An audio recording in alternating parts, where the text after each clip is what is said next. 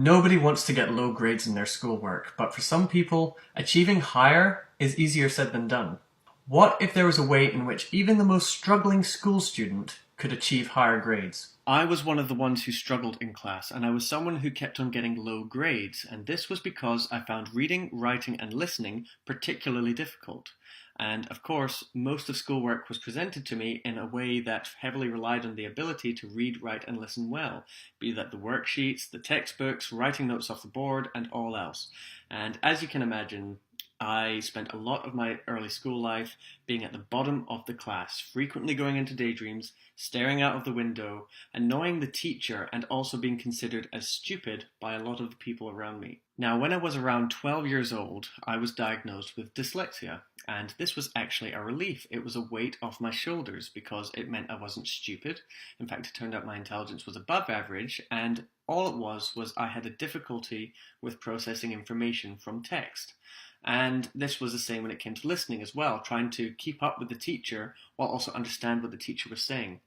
And thankfully I had very supportive parents and a very supportive school, and I was given extra time in exams, as well as lots of other support and various techniques. But despite the great support, nothing quite helped enough. I was still getting low grades, and I was still finding schoolwork more difficult than most of my other peers. In fact, I was starting to get some unwanted attention from my peers as being the stupid kid, and the one who always got things wrong, and the one who was always getting low grades. And this had a big knock on my self-esteem. So I really wanted to change this, and when it came to exams, I put extra hours and effort into the studies. I was working into the weekend, I was working into the night, and I had friends who I knew weren't doing this, and yet they seemed to be getting better grades than me by default. They were getting A's and B's, and here I was, despite my hard work, still getting D's and C's, and still struggling with what felt like the basics of reading. Eventually, I got fed up with putting in all this hard work just for a disappointing result. And so, when it came to my final year of exams, before my studies,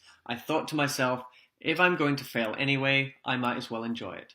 And all I meant by that was, I can't control what grade I'm going to get, it seems, but I can control how much I enjoy the studies.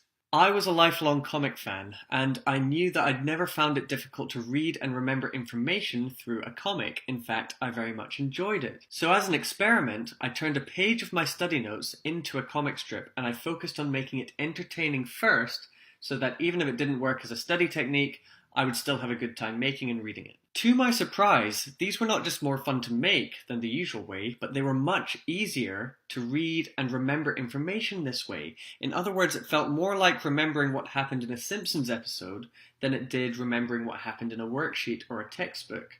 And this was really exciting to me. I made more of my study notes into comic strips, and all the while I thought I was going to fail because no one had told me this was an okay way to study, but I didn't care because this, for the first time, felt like the information was going in as naturally as I assumed it did for other people, and at least I would be failing on my own terms. But as it turned out, I got an A.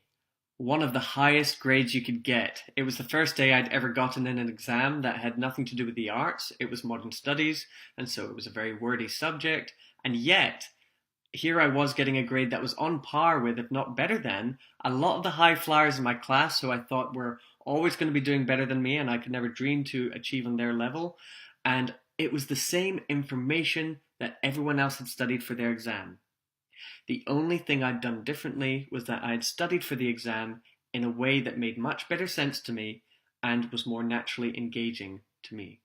And so what I want to say to you today is if you have a child who's going through their exams, or if you have a child who's younger, but maybe you're worried about how they're performing at school, then look to what they enjoy. Look to their entertainment. Look to what they choose to do in their spare time. And I dare you to look at that as the solution instead of the distraction, because you can utilize that into their study schools. I know it sounds simple, but that is the beauty of it. It's not rocket science. What they enjoy is a big part of who they are, and that's why it's so powerful. If they can learn in a way that they love, then they can use that to overcome any obstacle that school life may throw at them. Thank you for taking the time to listen to me. I hope it was helpful to you or someone you know.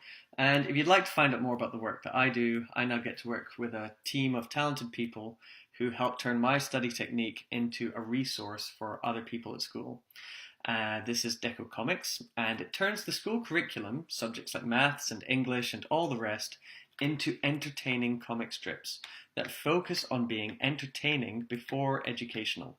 And that is to make it more accessible and engaging to a wider variety of learners. In fact, we've had children with dyslexia, autism, and ADHD all find this extremely useful, but also children who are just bored at school and are looking for a more stimulating way to learn. If you'd like to find out more, please visit our website dekkocomics.com or follow us on our official Dekko Comics Facebook page. Thank you again, and I wish your children good luck and a good time in their studies.